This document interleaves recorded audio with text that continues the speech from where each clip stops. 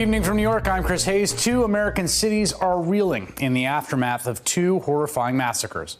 One of those clearly motivated by political violence, perpetrated by someone who wrote a manifesto echoing the president's language on immigration, who murdered 22 people in an El Paso Walmart.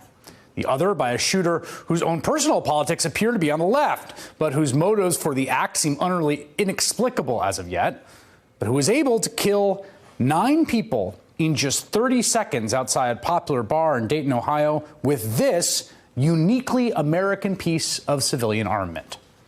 And we have a president who many of the people in these two communities just do not want to hear from.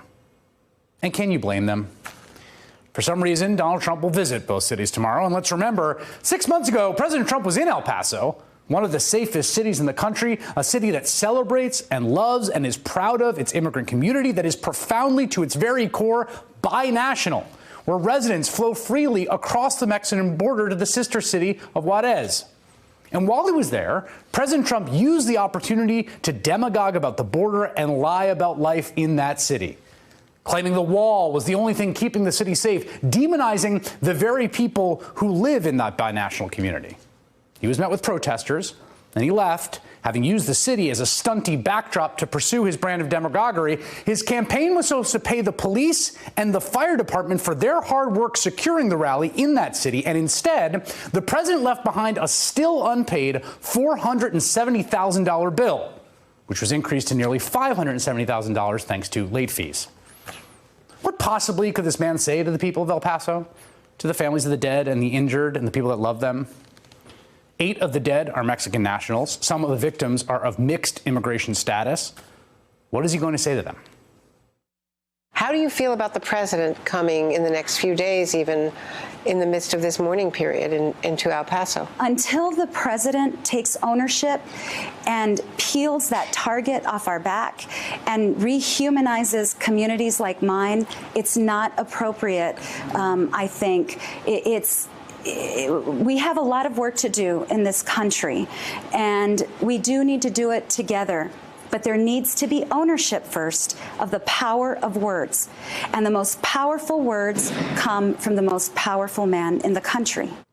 And President Trump doesn't seem much more welcome in Dayton, which he referred to as Toledo yesterday. In Dayton, the shooter's motives are more obscure. There are reports that he heard voices, that he had misogynist obsessions, that he scared people in his circle with their thoughts of what he might do. He described his own politics as leftist, though as of yet there are no indications this was in any way an explicitly political act.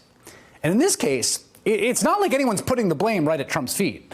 But the shooter did use a weapon with this magazine to kill 9 people and injure 27 more in half a minute. And the president and his party have been covering for the people who manufacture these weapons. I'm disappointed with his remarks. I mean, I think they fell really short. He mentioned gun issues one time. I think, watching the president over the past few years on the issues of guns, he's been, I don't know if he knows what he believes, frankly. You're going to tell him how unhelpful he's been? Look, I mean, if I'm telling you, I'm going to tell him. He probably will hear it from you all better than he hears it from me, but yeah. What are you going to tell him? Like how unhelpful he's been on this. I mean, yesterday his comments weren't very helpful to the issue around guns. Yesterday, President Obama issued a statement condemning leaders who use language that normalizes racist sentiments. He didn't name names. He didn't have to. Today, Trump retweeted a Trump TV host asking, did George Bush ever condemn President Obama after Sandy Hook? Because President Obama and President Trump and the people at Trump TV all know that Trump is the guy who demonizes those who don't look like us, suggests that other people, including immigrants, threaten our way of life, refers to other people as subhuman, implies that America belongs to just one certain type of people. Everyone knows who is being talked about there. There's this vortex, this sucking moral vacuum at the top of the country.